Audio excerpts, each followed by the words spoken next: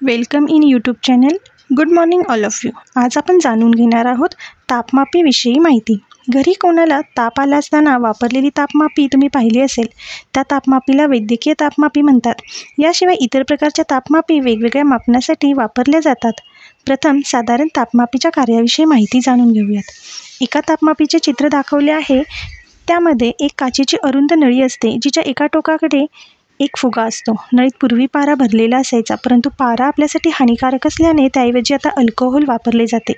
नळीची उरलेली जागा निर्वात असून नळीचे दुसरे टोक बंद केलेले असते. ज्या वस्तूचे तापमान मोजायचे असते त्या वस्तूच्या संपर्कात तापमापीचा फुगा काही काळ ठेवला जातो.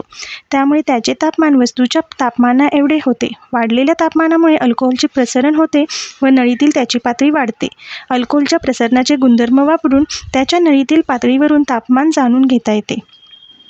मानवी शरीराचे तापमान 37 डिग्री सेल्सिअस असते. त्यामुळे वैद्यकीय तापमापीत सुमारे 35 डिग्री सेल्सिअस ते 42 डिग्री सेल्सिअस या दरम्यान तापमान मोजता येते.